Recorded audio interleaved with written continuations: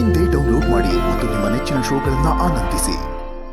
ಅಪ್ಪ ಚೆನ್ನಾಗಿರೋದು ನನಗೀಗಲೂ ತುಂಬ ಚೆನ್ನಾಗಿ ನೆನಪಿದೆ ಬಾಸು. ಆದರೆ ನನ್ನ ಜೀವನದಲ್ಲಿ ಮತ್ತೆ ಹಳೆ ಅಪ್ಪನ ನೋಡ್ತೀನೋ ಇಲ್ವೋ ಒಂದು ಗೊತ್ತಿಲ್ಲ. ಅಮ್ಮ ತೀರ್ಕೊಂಡ್ರು, ಅಕ್ಕ ಕಳ್ದೋದ್ರು. ಇದೆಲ್ಲ ಆದ್ಮೇಲೆ ಅಪ್ಪ ತುಂಬಾನೇ ಬದಲಾಗ್ಬಿಟ್ರು.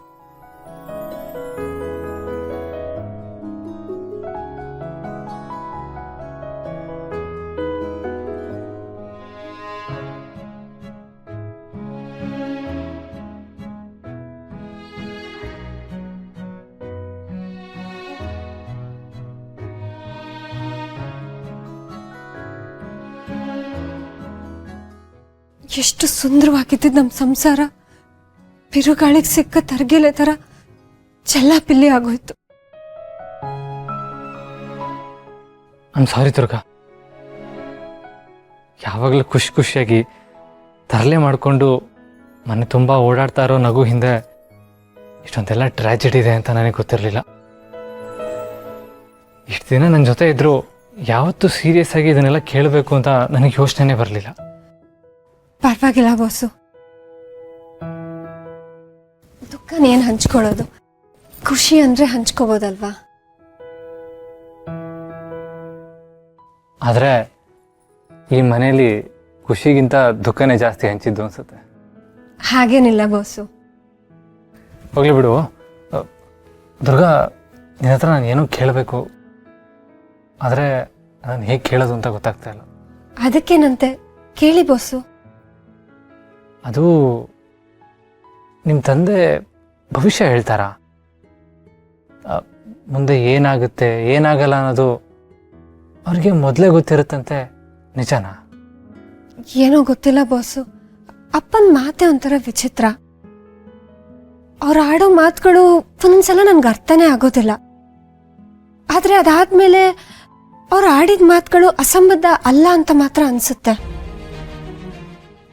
ಅಪ್ಪನ ಮಾತುಗಳನ್ನ ನಾನು ತುಂಬ ತಲೆಗೆ ಹಚ್ಕೊಳಕ್ ಹೋಗೋದಿಲ್ಲ ಬಾಸು. ಆ ಥರ ಎಲ್ಲ ತುಂಬ ಯೋಚನೆ ಮಾಡಿದ್ರೆ ಅದು ನನಗೆ ಸಮಸ್ಯೆನೆ. ಅಪ್ಪನ್ನ ಬಿಟ್ಟಿರೋದಕ್ಕೆ ತುಂಬ ಕಷ್ಟ ಆಗ್ಬಿಡುತ್ತೆ. ಅದಕ್ಕೆ ಅವ್ರ ಮಾತುಗಳನ್ನ ನಾನು ತುಂಬ ಯೋಚನೆ ಮಾಡಕ್ ಹೋಗಲ್ಲ.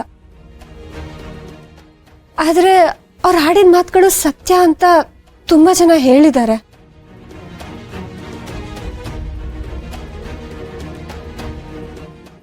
ದುರ್ಗಾ, ಏನಾಯ್ತು? ಏನಿಲ್ಲ ಬಾಸು. I fine. ಹಾ,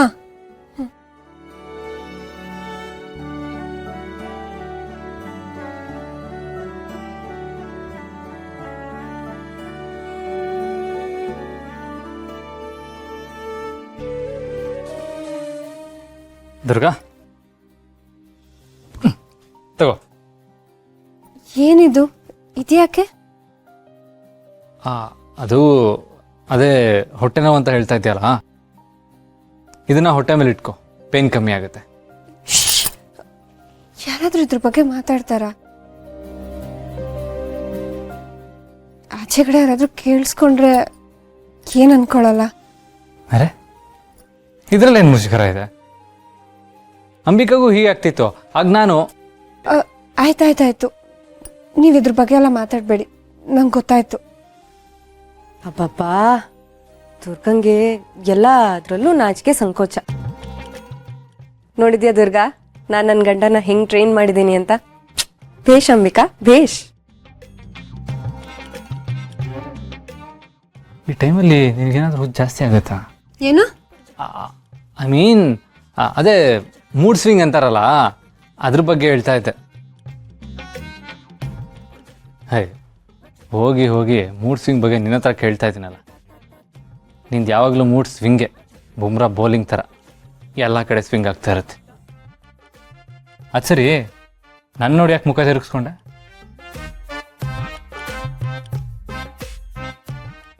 ಯಪ್ಪ, ಈ ಗಂಡ ಹೆಂಡತಿ ಸೇರ್ಕೊಂಡು ನನ್ನ ತಲೆ ಕೆಡಿಸ್ಲಿಲ್ಲ ಅಂದ್ರೆ ಅಷ್ಟೇ ಸಾಕು.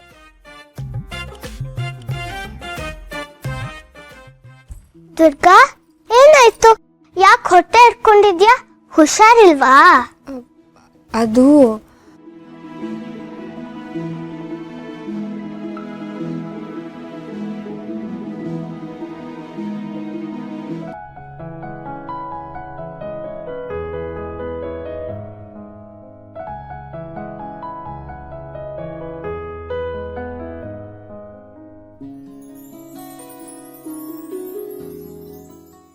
ಪುಟ್ ಮೇಡಮ್, ತುಂಬ ಬಾಯಾರಿಕೆ ಆಗ್ತಿದೆ. ನೀರಾದರೂ ನಾನೇ ಎತ್ಕೊಂಡು ಹೋಗಿ ಕುಡಿಲಾ? ನಾನು ಕೊಡ್ತೀನಿ.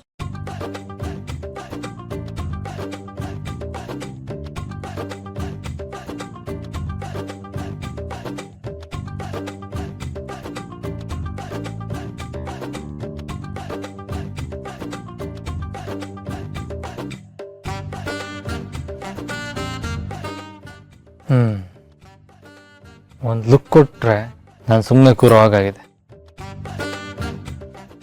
ಅಂಬಿಕಾ ಜೀನ್ಸು, ಈ ದುರ್ಗಾ ಸವಾಸ. ನನ್ನ ಮಗಳು ಫುಲ್ಲು ಟೆರರ್. ಸವಾಸ ಕಷ್ಟ ಅಪ್ಪ.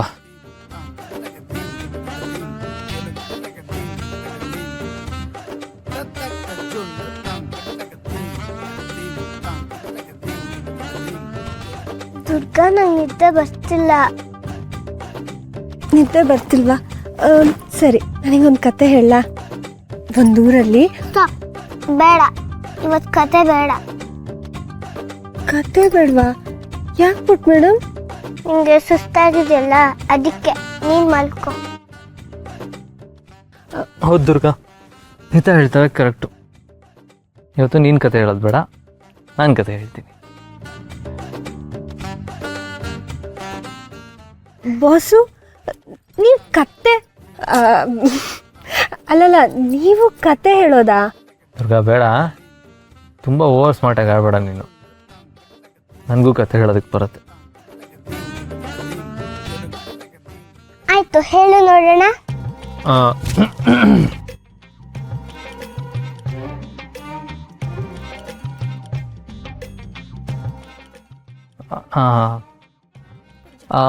ಒಂದೂರಲ್ಲಿ ಒಬ್ಬ ಇದ್ದ. ಅವನ ಹೆಸರು ಕುಪ್ಪ ಅಂತ.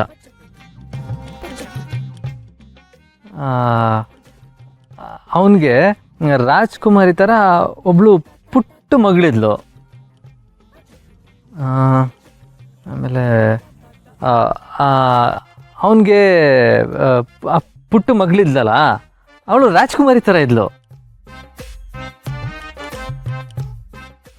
ಆಮೇಲೆ ದುರ್ಗಾ, ಒಂದೂರಲ್ಲಿ ಒಬ್ಬ ಕುಪ್ಪ ಇದ್ನಂತೆ. ಅವನ್ಗೆ ಒಂದ್ ಪುಟ್ಟ ಮಗಳಿದ್ನಂತೆ.